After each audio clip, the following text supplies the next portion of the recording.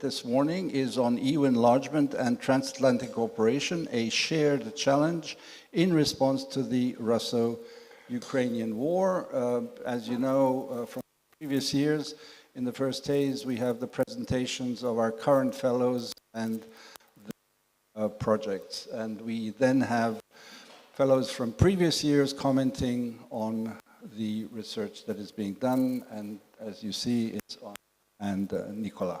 So, Veronica, take it away. Thank you, Ivan. Does it work if I talk like this? Because there's a lot of noise that comes. Doesn't? I'm going to try. Okay, good morning, everyone. My name is Veronica Anghel, and I'm a lecturer at the Johns Hopkins University School of Advanced International Studies, proud fifth generation, Europe's future. And I also do most of my research. Do I have to do? Okay. Do most of my research in association with the European University Institute in Florence. As we were talking last night over dinner, and maybe a bit too many drinks, I understood presentation is mandatory. So I put together a presentation as opposed to just a friendly question that I got, do you have a presentation? I was primed to have a presentation, but the presentation is a lot of words, and I'm actually a little bit apprehensive to discuss EU enlargement in front of such an audience where everybody knows the failures and successes of EU enlargement, and also as transatlantic cooperation. So I'm just going to go through the outcomes of my research agenda for this year that was generously supported by the IWM. And I will talk about some of the wartime EU policies in response to the Russia-Ukraine war, something that I call broken promises diplomacy, built on a case study of the Western Balkans, and the way that the European Union is transporting this kind of failed model right now to Ukraine and Moldova. The transatlantic cooperation is a spin-off of this enlargement project that I will only briefly touch upon, and what I plan to do next with maybe in a different collaboration with the IWM or other, with other help. So the main idea is EU enlargement, we should have some.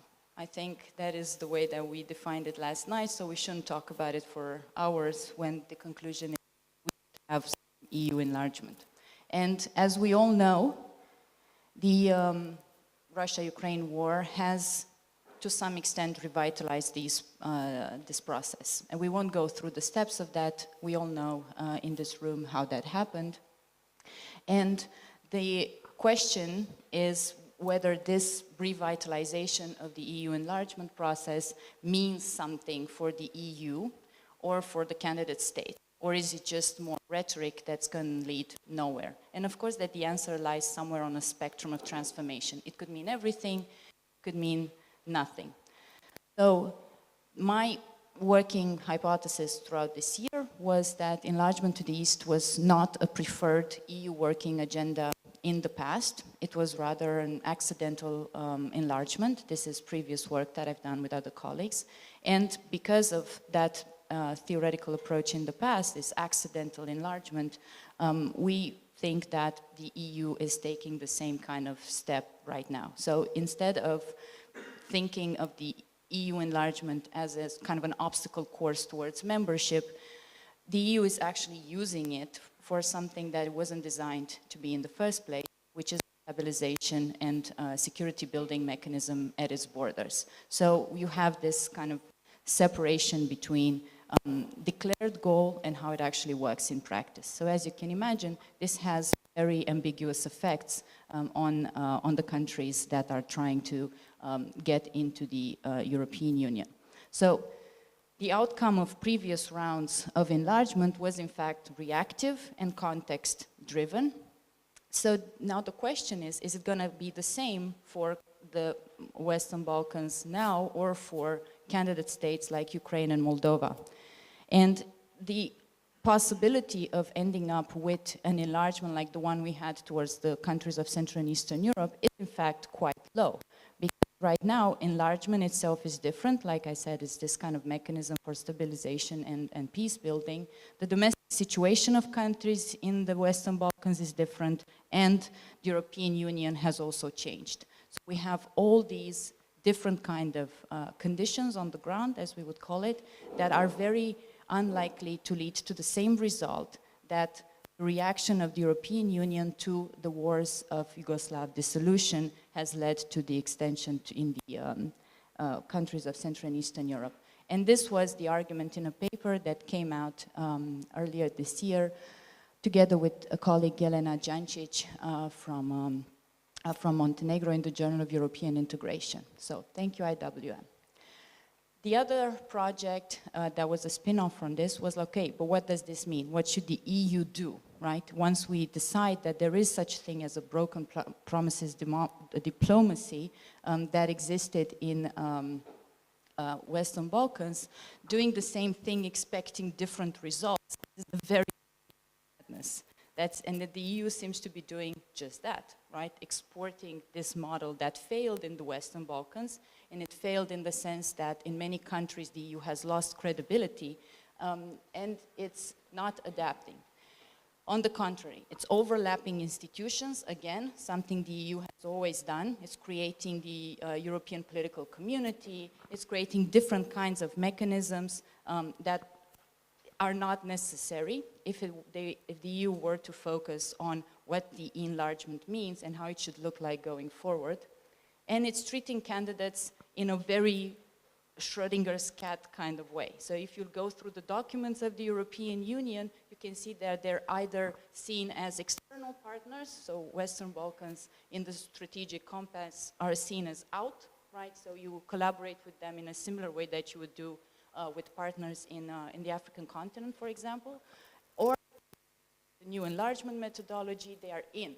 European security depends on having the Western Balkans and in. So it's a completely different understanding coming from different of the European Union.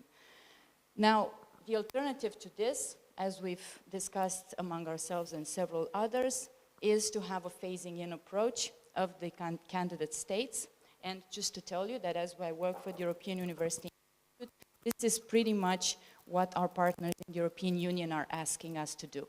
Think of different ways to bring these countries as close as possible and create a dense network of relations with these countries without giving them full voting or veto rights.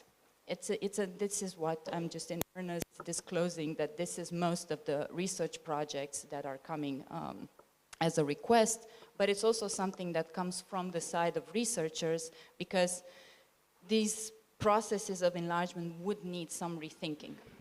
And the way that we would suggest it in this other paper that came out recently with the European University Institute would be to have a phasing in approach. That means getting the candidates to have a say throughout the negotiation process in the way that EU legislation is being built. This is a decolonizing approach, which means you treat your candidate states as equals and you bring them in the conversation, not as someone you impose something on, but someone you can also learn from. This is a very complicated thing to explain, but to both sides, and it's not sure how it's going to work because everybody wants different things, but there are many models in this. And this decolonizing approach also means that when you talk about what Ukraine is doing in the war, you cannot think of telling Ukraine what to do. So every time you hear something like great power competition versus small state power and so on, that is a remnant of colonial approach that exists both in Europe and that Vladimir Putin speaks very well, because this is the imperialism that he is working with. So this is another thing that came out together with former IWM fellow Eric Jones. Now, very quickly, transatlantic cooperation, it's not what it seems. I won't dwell on this. A lot of people are praising the new cooperation between the United States and the European Union. We claim in a, also together with Eric, we claim in a new paper that's under review for international affairs, that this is not at all the case, that this is a phase, it's an ad hoc reaction to a set of specific circumstances brought on by the war, but that there is still an absence of an overarching goal between the partners, the United States and Europe, and that this is not going to lead to closer cooperation, and neither is loosely sharing common values. So this whole democracy versus autocracy perspective that the Biden administration is trying to impose is not likely to work, because not even basic concepts like democracy are understood similarly in the United States and Europe. Not to mention that this is another colonizing project, because the Global South does not want to hear about these sort of things at all. So this is another paper that's coming out this year. Next, very quickly, the next project is to revisit the idea based on all of these things that have come out from our conversations in the past year at the IWM, to revisit what EU integration is so that we can give better policy recommendations. And we borrow a lot from the theory of clubs. So if you've ever heard of something like the tragedy of the commons, if you extend the club for too much, it becomes a common resource pool, and there will be fight over resources. So the European Union, in fact, is transforming from a club, has transformed throughout the years with every stage of enlargement, from a club to a common resource pool. And this means that you have to deal with the members differently. And this again means doing a lot of very different things, such as exercising greater tolerance of diversity, and now it's, you know, it's like something we know, but then it's not happening because of the asymmetry of power within member states. And also expect slower and more cumbersome decision-making, exercise greater self-discipline, accept more constant surveillance over the states as they are members.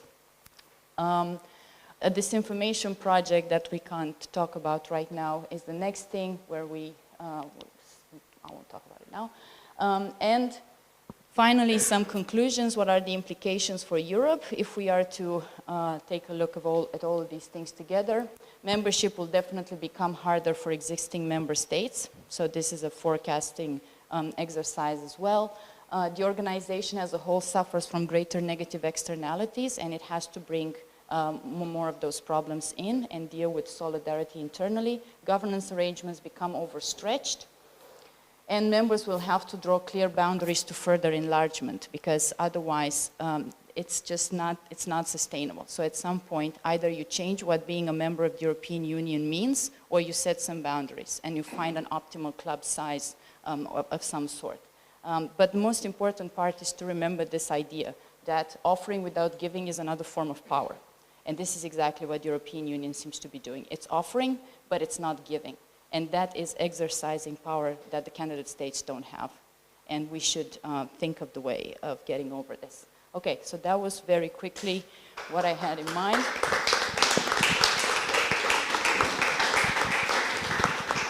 And I'll leave you with this image of how Europe used to be.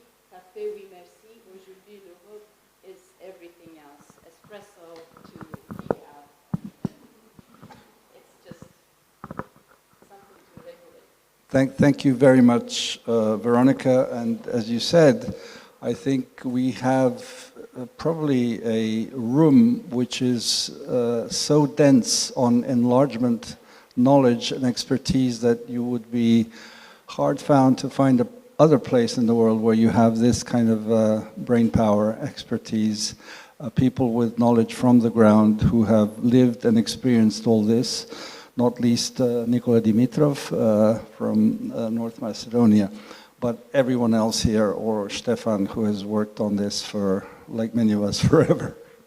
Or those of us from candidate countries who have been saying for, I don't know how many years, bring us to the table, phase us in. And now it's becoming sort of official policy.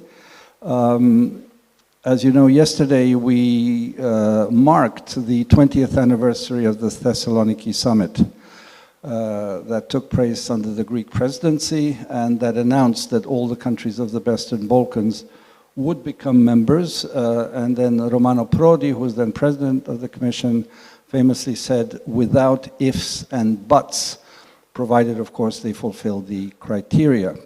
So here we are 20 years later. We're still not in, and still in the waiting room. And I think that just to make one point, because before I give the floor to Oana and Nikola, is that the European Union woke up to the fact that things were, as we were kind of waving our hands and saying something's not happening right here, of course, influence of Russia and then China in the region. So 2 years ago, there was a bit of a wake-up, there was more money given in, they kept coming in a little more frequently with the idea of replacing, to put it simply, Russian influence and Chinese influence. And then came the Russo-Ukrainian war, and then the whole geopolitical approach with Ukraine and Moldova as candidates, which changes, as Veronica rightly explained in her presentation, the whole environment for how we treat enlargement. And last but not least, of course,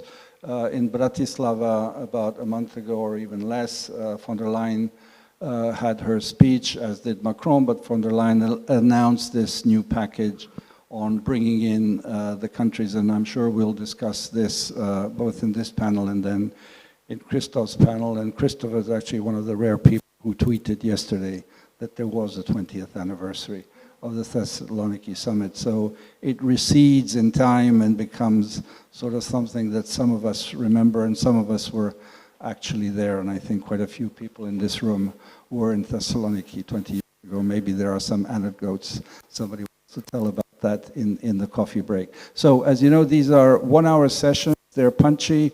We try and keep our comments short so we get as much input as we can. So, Oana. Thank you very much, Ivan. And I was thinking it's perhaps telling for the brain power in this room and at IWM that from all the discussions that Nikola and I and Zoran and Yanis and Hedvig have had with EU member states, EU Council presidencies, on behalf of the single most successful alumni initiative of the Europe's Futures program, the one on enlargement, few people actually, Veronica, get it as right, I think, and as complete as you have, which is which is good, but it's also worrying when you think of the fact that the ones I'm comparing you to are decision makers in current positions of power. But I think this is definitely one of the most interesting times to work on enlargement. I will pick on one of the things that you raised, which is actually the nature of enlargement. You started by saying we agree, it's an agreed premise that we need to have some. And I'm not sure that is actually the case, because a lot of people within the EU ask, well, do we really, in fact? And the reason for this is in the other thing you mentioned, which is the nature of enlargement changes. We blew up enlargement essentially when we extended the European perspective to Ukraine and Moldova. And the reason I say it is that we blew up enlargement as we know it. The familiar kind of incremental enlargement of which much is fake it till you make it or not even make it in the end, that is something that's just not going to work from now on. Precisely because Ukraine is not in a position, because of its circumstances and because of the nature of the country, where you can actually treat them the same way as the others, and indeed where you can afford not to treat them as partners pretty much from the get-go, because they won't accept it and because it's not going to be feasible. So I think at this point there's the series of crisis management actions within the EU.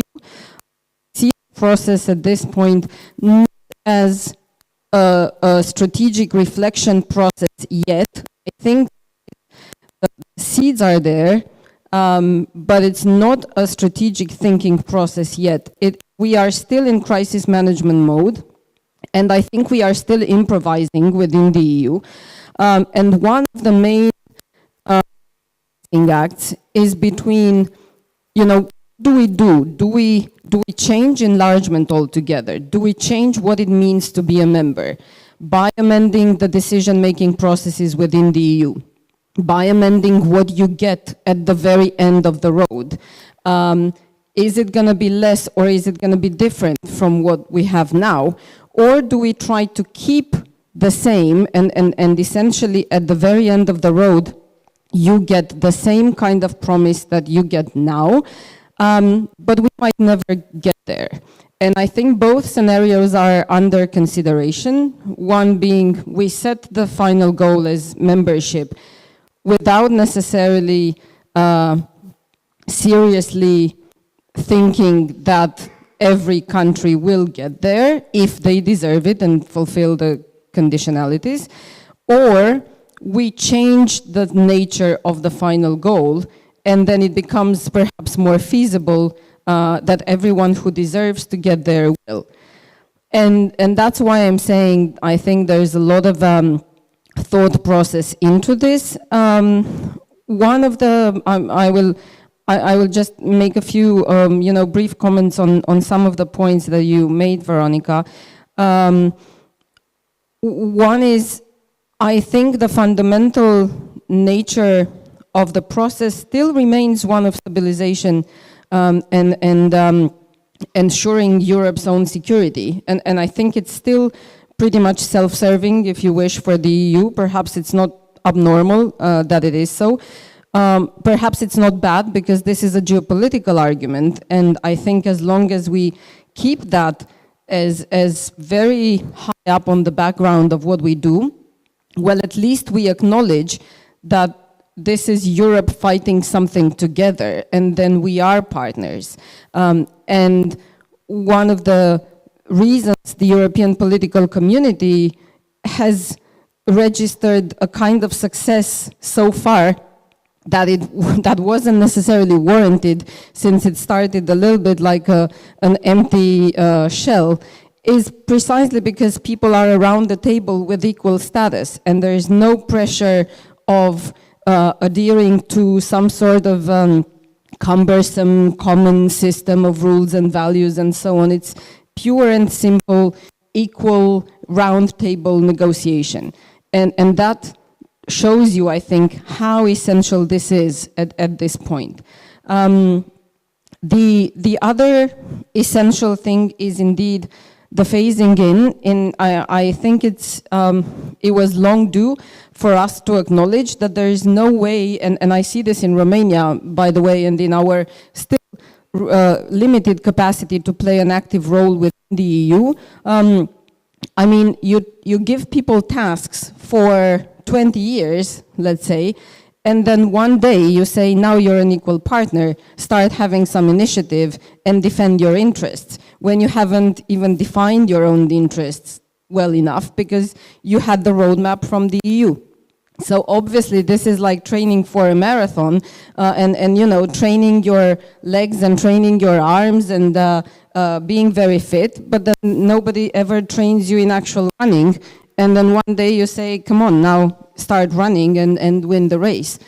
So I think these are a few, just a few things as food for thought that were kind of stirred by your comments. And I think it's really an ongoing process, which is why I think we stay engaged with the advocacy initiative, precisely because I think it's very hard to say at this point which way this is going to go. It can go anywhere. So I think really every day and every week that we can influence something, we'd better do it, because this is the moment, very much until the end of this year, because next year it's European elections. So whatever we do not achieve in terms of strategic guidance by the end of this year, very likely we won't next year. So this is a crucial moment. Thank you, Ivan. I share Oana's sort of praise, although we had a deal yesterday, right? I will do the praise, you will do the... So I think very much most of our dilemmas, the big challenges that we have discussed in these last 14, 15 months, you have extremely eloquently depicted in your brief presentation. Now let's do it.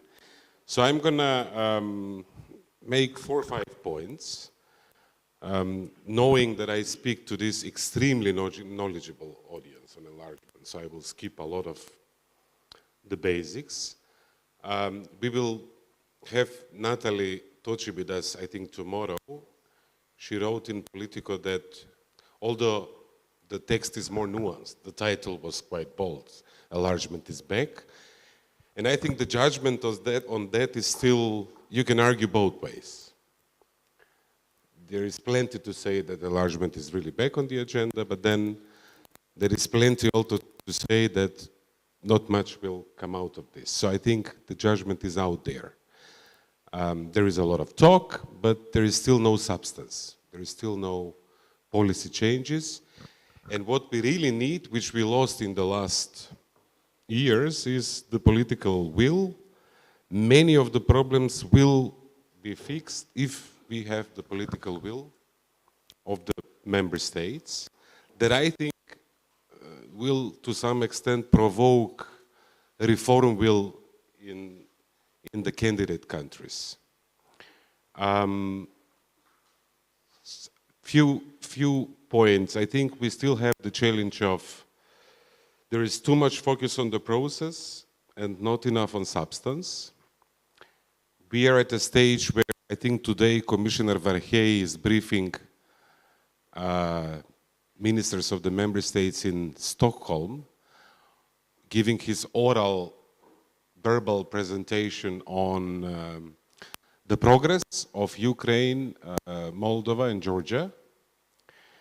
And many diplomats are betting that by the end of the year we will actually see the start of the accession talks with Ukraine and Moldova. Now, the question is, what does this mean? We have Montenegro this month making 11 years of accession talks, Serbia 10 years of accession talks, and in terms of what we have achieved in these 10 or 11 years, there is not much to show.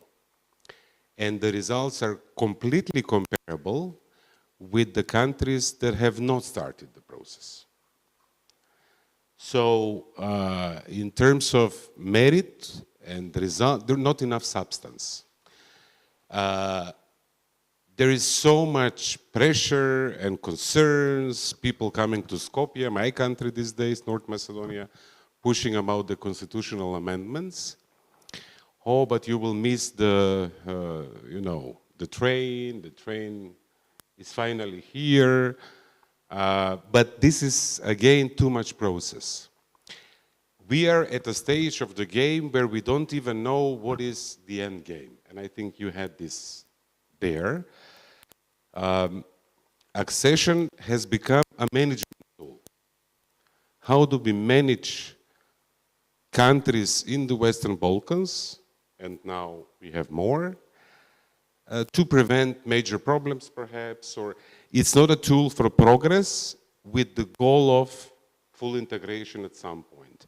This is also out there, and I think these two tables, member states around the table of enlargement, those who are geographically more towards the east these days, and north, are more and more in favor of enlargement. Those in our region, some are, like Austria, like Slovenia. Not all the neighbors of the region are so friendly, although they say so because of the bilateral issues. So we have the enlargement table, but we also have the table of France and the Netherlands and Belgium and Portugal and Spain and Denmark, probably. Countries who say we have to change decision-making, we have to change representation in order to have enlargement. And these two, at the moment, are separate discussions, the way I see it. And I think they have to sit around one table to come up with a decision.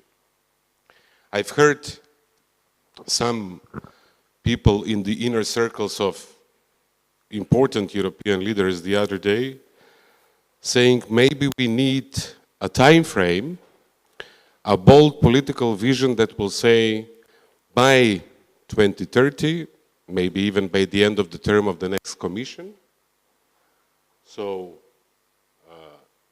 2029 perhaps, to say this is when the door will open, and for those that will be ready, we're going to take them. At the same time, this is the deadline for the internal reforms. And this came from a very sort of high-level inner circle of a European leader. I won't be too surprised if we see a speech at some point in the next weeks or months along these lines. But I think we have to expose this because enlargement, not having an end goal, the big reward at the end of the process really hurts everything. And if the big reward is so far in the future and is even uncertain, then, conditionality, everything falls apart. Hence the ideas of the phasing in, of more gradual approach to enlargement, etc. I think we have to have a very clear and honest understanding of what this end goal is. I will finalize with the problem of the vetoes. I think political will in itself will help, because it's one thing to block something which is not very important. It is another thing to block a process where many member states have a stake. Then having more countries, especially if they're seen as moving together, will also help the problem of the individual vetoes. But I'm just flagging this out there that, inspired by the broken promises diplomacy title and coming from a country that has severely suffered from individual vetoes, this is a problem. And moving to QMV in the intermediary stages of enlargement will, I think, be very much a signal that will help with the credibility, with the leverage that the EU has with the candidate countries. And this is also one of the elements in this big discussion between the two tables that we need to push to make them a one table discussion. I said this was my last point, but something, the very last point.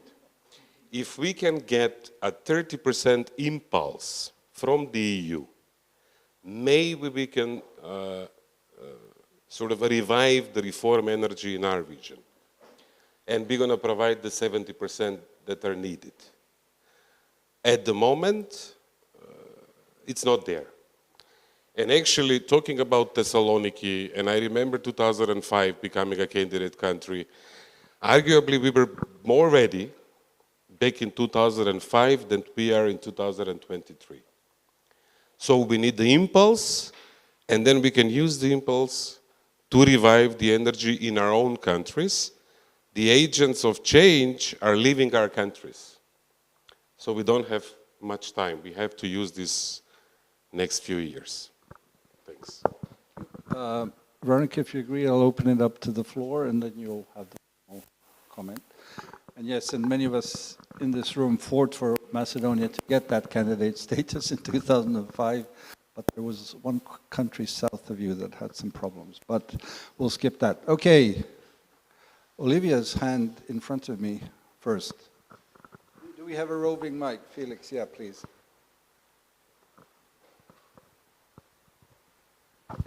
Thank you. Thanks so much, Veronica. I'm not one of the people who is extremely knowledgeable about enlargement, so I'm very happy to be educated. So I'm going to come with a question which is more conceptual. Rebounding on your last statement, which I think, if I'm not mistaken, is offering without giving is a form of power, right?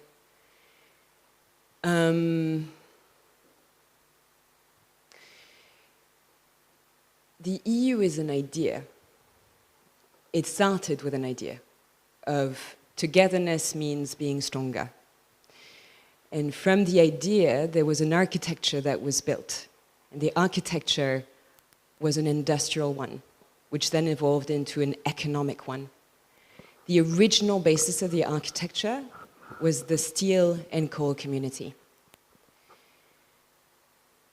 And through the steel and coal community, the EU went and inserted itself, thanks to the backing of the US, in fact, into the sort of global commons of nations. We're now at a moment of historical juncture where the architecture is changing because we're changing forms of energy. We're moving away from coal. We're partly supposedly moving away from steel, or at least brown steel. And that means that the stability of the original founding stability of Europe is changing because there are sort of movements around the industrial projects of each and every member state. Which is why, for example, we're observing, not to bring back the EU always to France and Germany, but it's an interesting sort of indicator that we're seeing more and more tensions between France and Germany because their industrial project is fundamentally different. And there was an understanding at the moment of the founding of the EU that it was necessary to marry those industrial projects in order to de-escalate the political tensions that they were creating. So we're now back at a moment of fundamental distortion where the idea of the EU is trying to sort of pull forward an economic project whilst changing the industrial basics of that project. So coming back to that thing, offering without giving is a form of power.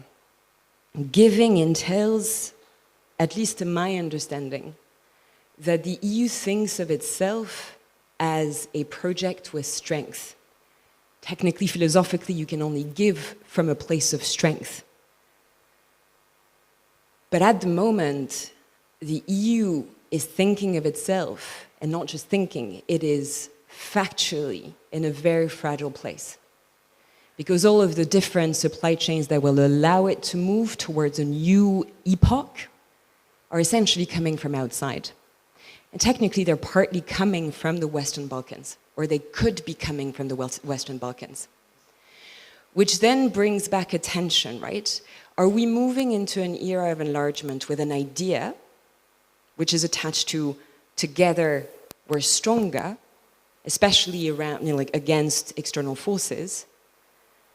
Or are we moving into an enlargement process on the basis of interests, because it's essentially a new industrial project at the heart of which the Balkans play a critical role, particularly a country like Serbia?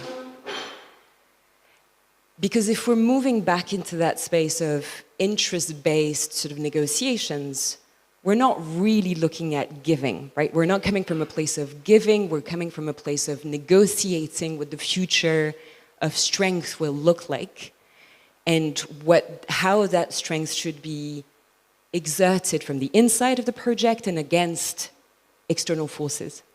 Knowing that once again, as you were pointing out, Ivan, China and Russia are essentially using political economic fragilities within the EU, within the Balkans, to essentially tone down the potential for democracy. And you were saying, Veronica, no, like democracy is a sort of colonial concept. I'm sort of exaggerating here, but there was some of that from what I understood. So it's a very loaded question. It's a sort of larger philosophical and existential question regarding the political project of the EU. But I'm interested to hear your take, because I think that we could benefit, and your take, and for that matter, everyone's take, what are we moving towards when we talk about enlargement today? Is this a security project? Is this an industrial project? Is this a new economic project? And therefore, how do we define interests accordingly? Because in that sense, Serbia and other countries have a position of strength.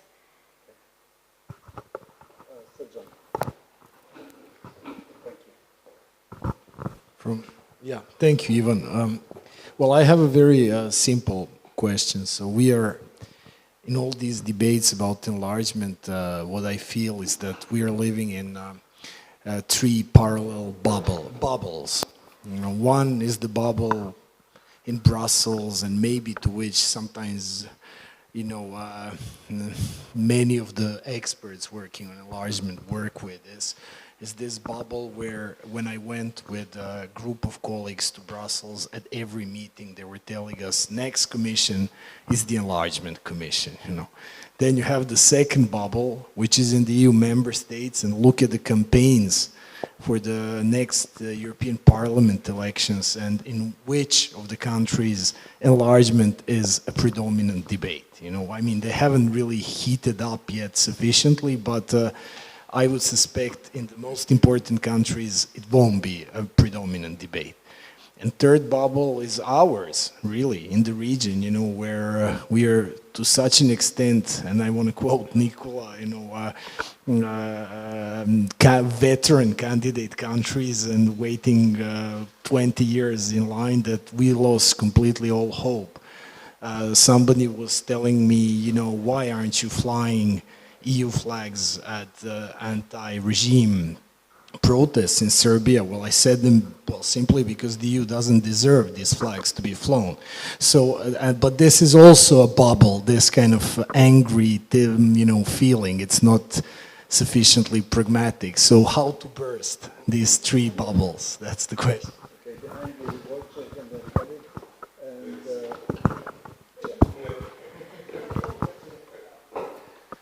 and Thanks. I would like to come back to your assertion that the previous enlargement was kind of accidental. In the Polish context, the discussion about the enlargement, at least, and I believe that extends to much of the past Eastern European enlargement, was a security-driven search for having a soft add-on to the hard security provided by NATO. I, therefore, am not so sure this is, from Central Eastern European perspective, such an accidental, but I may think about, yeah. Oh yeah, okay. But that's just a comment, and thanks for clarification. Now, the question for me, it's also to what Nikola was saying is, and I do agree, there are also good papers on why EU has become a pathological power in the neighborhood over time by keeping enlargement as a management tool rather than the real process leading somewhere. Is there any, perhaps a perverse question, is there any better management tool should the enlargement not be happening? Thank you. So if there is, you know, if there is no enlargement really happening, sorry, because I didn't get my question maybe right. Sorry, I took it from you. We share, yes. Sorry. I drove a long road yesterday, and so sorry, my reflexes are from the road.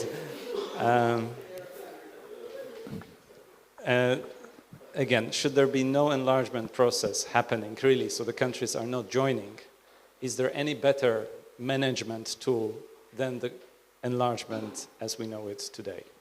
Okay. Thank you. Are you sure? You have the power. So I just very briefly wanted to swoop in with a more procedural question that relates to Europeanization and quality of democracy, elephant in the room, when it comes to enlargement. I'm really a huge fan of Europeanization. I think this is the best possible ever thing that could have happened to Central and Eastern Europe. But My question is relating to the accession conditionality and whether, Veronica, you think that this is something where the EU is subject to change, whether there is a different approach this time, because what we witnessed back in 2004, that accession conditionality of the EU has largely contributed to democratic distortions in our region, and Hungary is a perfect example for that when it comes to clientelist corruption and informal power. So I'm not an expert here, but what I read is that there are very similar problems in the Western Balkans. There is a lot of influx of money support, which is eventually exploiting more informal power grab. And I know, Veronica, that you have been working on similar topics before. So I was wondering, what is your take on that? Do you think, is it going to be the same box-ticking mentality this time, or there is a different kind of approach when it comes to law enforcement and implementation of this rule of law and market economy-related reforms that would need to be taken by these candidate countries? Thank you. Thanks. If you can pass the microphone to this side of the room, Grigori and then Luke.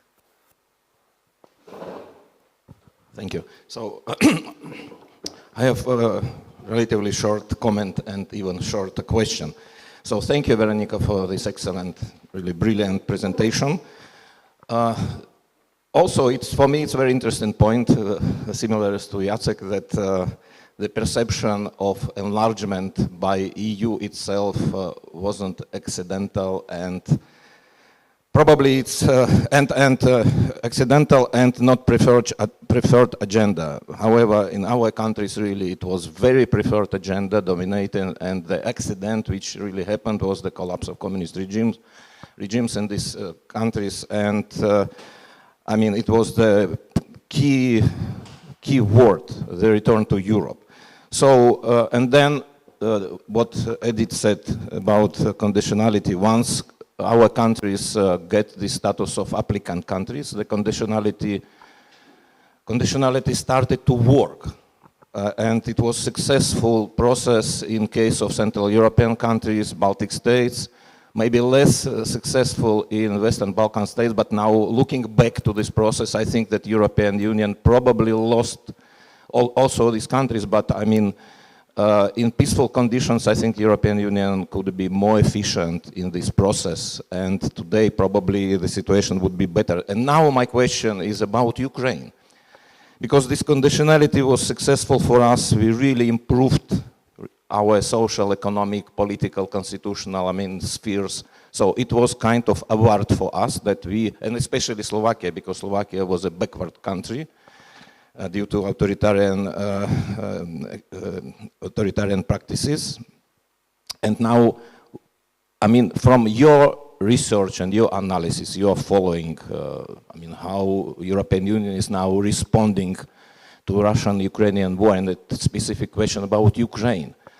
Because it's clear that to apply the previous model of conditionality for Ukraine, I think that hardly would work. But do you have the feeling that European Union is really handling with this issue? Because you cannot avoid conditionality, but as a principle, but at the same time, I think that it's clear that the European Union cannot now apply this quite well-functioning mode of conditionality before. So what is your feeling? Or what is your knowledge about this? Because it's a real problem. Now Ukraine has a status of candidate country. So I think today it's much more difficult would be to avoid or to postpone the process. Because if this model will be applied to Ukraine, unfortunately, if Russians will, I have a big deal of hope that Ukrainians will win and Ukraine will win. But I mean, there are different scenarios. So for existence of Ukraine, it's very important that European Union will apply workable model for enlargement and integration of Ukraine to European Union. Luke, behind you, and then after that, Stefan, final question. Thanks so much for the presentation, Veronica. I love this line that offering without giving is a form of colonial power. And my question was, in that context, what is anti-colonial power in response then? And so I'm wondering, that in neighborhood policies, the neighbors are often not very good at building alliances themselves. You see this in other spheres away from the Western Balkans. For example, there's never been any serious diplomatic pact between Jordan, Lebanon and Turkey when it came to the EU's migration policy and intervention their domestic governance policies. You see in Ukraine, like the government of Ukraine quite likes signing deals with the European Union and the West that aren't necessarily in their interests, and there isn't very clear cooperation or basis for cooperation between the candidate countries. So if we wanted a more developmental approach to European integration, is a starting point some kind of, and it's very difficult to do obviously, but breaking these kind of divide and rule logics that you see within the neighborhood.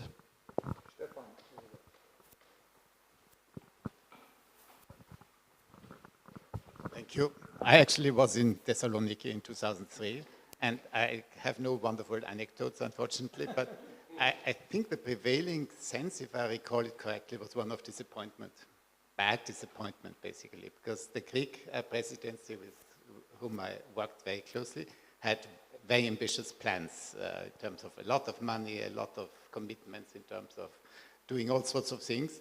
And what we ended up with is this sentence: the future of the Balkans is in the EU.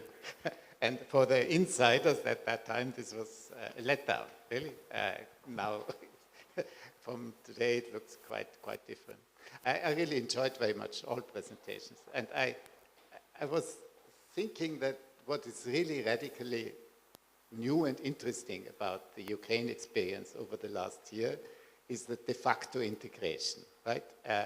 They have been integrated into the EU energy grid. The EU has eliminated all tariffs and all quota. Ukrainians enjoy freedom of movement, which is usually given at the very end of the enlargement process. And I think this is really, in a way, the most promising thing, because the EU can do this, and this brings a lot of practical benefit. But it runs a bit counter to Veronica's point about decolonization, basically the fact that the candidate countries should be let into the room when we develop these policies. And also, I think it's a bit at odds with the ESI concept of accelerated integration into the single market, because again, this presupposes no participation in the decision-making process. So I think that is an interesting issue that has to be sorted out. I would think, personally, for the Western Balkans, it would be vastly beneficial if the EU's readiness for de facto integration would be extended to the Western Balkans. In terms of practical benefits, it's probably the best thing that could happen. Finally, on Nikola's point about the conditions of institutional reform, I think that this is a fake thing, basically. It was a French idea to prevent enlargement. And it was very interesting. I think Macron's speech in Bratislava was very interesting. There are indications that the French are changing their views fundamentally on this issue. I'm not sure. This has to be checked and tested. But I was struck by the fact that these 7 countries or 9 countries, the Friends of Qualified Majority Voting, published a paper a few days ago, which is very, very soft. So I think in reality, if the political commitment is there to move enlargement forward, because there is no alternative when it comes to Ukraine, you have to move, then I think all this institutional reform stuff will disappear. Something will have to happen, but probably not very, very much. I don't think it's a huge obstacle. Thank you. Stefan, I'll give the floor back to Veronica, but state the obvious, we'll continue a lot of these issues also through the panel with Christoph, but throughout the day. So we're not done discussing enlargement. But Veronica, now to you. So I'll try to answer these probably in the backwards in order. I agree with everything you said. I think we can all look back and not find a lot of action. And I probably, my overarching purpose with these sort of things is to start the conversation from beyond our understanding that, enlargement failed. Now we've redefined it, what it is a stabilization mechanism. Okay, then how will it look like? It won't look with all these countries at the table. Let's just accept that this is not going to happen? And then what does it mean? There's this phasing in approach that we were talking about, and this goes back to the question, how would it look like? What is the anti-colonial move forward? I think that the EU has a huge debt. The European members have a huge debt towards the countries that they have previously distributed the status of small states, because they are great powers and small states. And the amount of money and political involvement and human resources that the European Union should invest in these countries, that itself has reshaped in many ways, is infinite. So the debt that the EU has towards these countries, and how that looks like is nowhere to be found on the ground. I think that I was personally very disappointed by the European Union in our trip, the IWM trip to Moldova and Ukraine, to see how backwards and just incipient are the reconstruction efforts that the European Union is carrying on the ground. So whatever it is still deciding to do in Brussels, and I hope we can hear more about that when Heather comes, because she was in Brussels, is not seen on the ground. And then we do all the polling. Who do you trust in Ukraine or in Moldova? Poland is somewhere there because they have a presence on the ground, and then it's the United States. The EU is at 6%. So when you have a pro-European, we just got these polls recently, this is not the pro-European attitude. The pro-European attitude is huge. They want to be in the EU, and it's spiked, EU and NATO. But these, as we know from the patterns that we study as sociologists, these are preferences, they're not a change of attitudes. They may have changed, but we don't know how resilient they are. So the EU should be there already with reconstruction and confidence building mechanisms, which it does not do right now.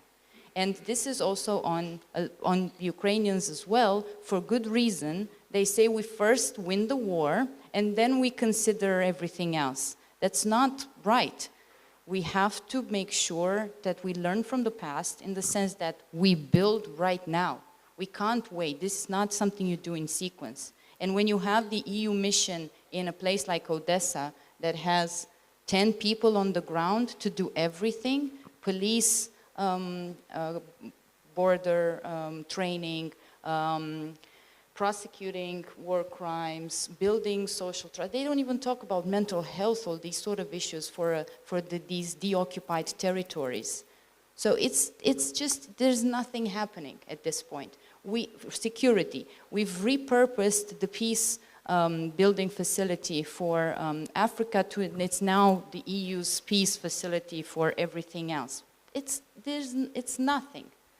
So the ambitions of the European Union right now are subpar. I'm very disappointed in this construct, given the amount of power that it has. It's a reluctant, if I were to put it in a euphemistic way, it's a reluctant power, and it's not using it right. And the reliance that it has on the US was the second point of this talk. It's way too much. And the rhetoric of decoupling or being independent strategically and so on is so far from reality. The distance between the EU and the United States right now is huge. And I think that we are over-relying on the fact that they are now closer against the Russian enemy because we have these memories of the Cold War and so on that do not work in practice. All collaborations that the EU has with the United States are stagnating or moving very slowly and so on. Anyway, I don't want to get too emotional here, but we gotta do more. And this idea of treating other human beings as equal, I don't think it's radical. So, it's just, am I kidding? This is not a radical thing to treat the Ukrainians or the Western Balkan citizens as equal to French. Oh, sorry, no. Just whatever, Romanians. Okay, so going forward. The perception of enlargement as accidental.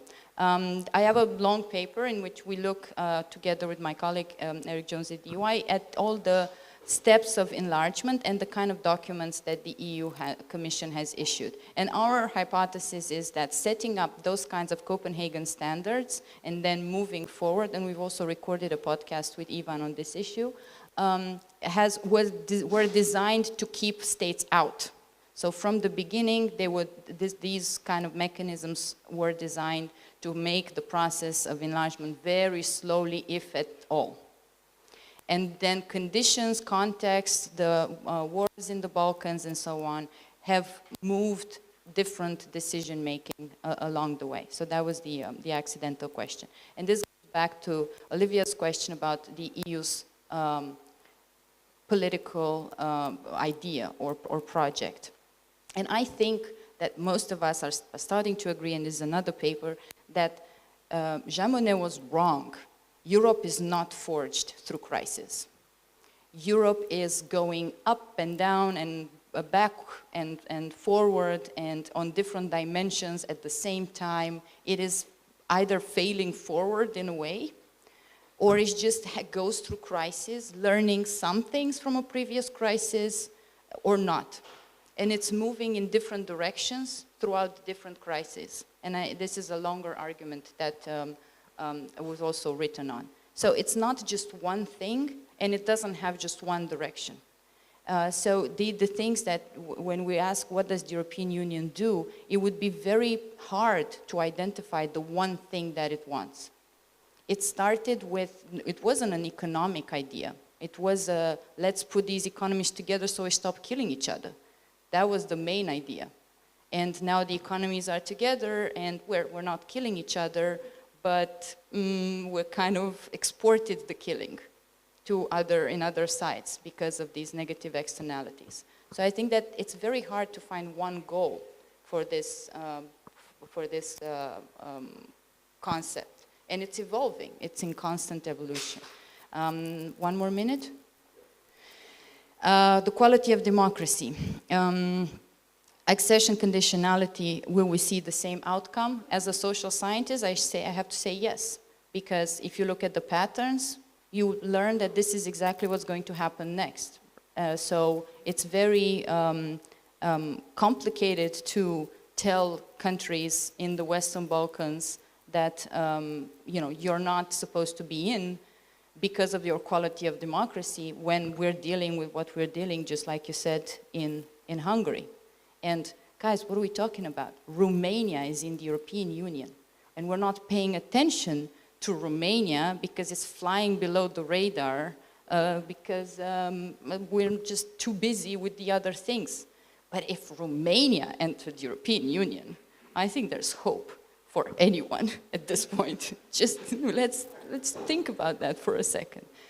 And not only that, but it's being praised for doing good things. If there is a better management tool than enlargement, I think the greater, and I'll stop with that and we can continue. The greater question is, how does this phasing in look like? And if we put the state at the center, it's wrong. If we put the citizens at the center, then we have to also anticipate that the citizens of the Western Balkans are going to continue to leave these countries, just like the citizens in Central and Eastern Europe did, no matter what happens to these countries. So if we flip this and think, how do we make better life for people as opposed to making sure that their governments don't get a veto, then that will change the whole game. So as a management tool, this idea of phasing in means, on the one hand, if North Macedonia is accepted with a closed chapter on fishing and fisheries, why isn't it at the table at that point to decide everything that is happening on fishing in the EU? Does it have to also decide on rule of law? No. But can it have a say in fishing? Yes. What's the problem? Right? That's kind of what would happen institutionally. And then at the level of the population, just like Stefan said, if you want it, then you can distribute all of these things and not by saying like we give this and then you give back something else. It's a distribution of among equals. Okay. Veronica, thank you very much for asking some difficult questions.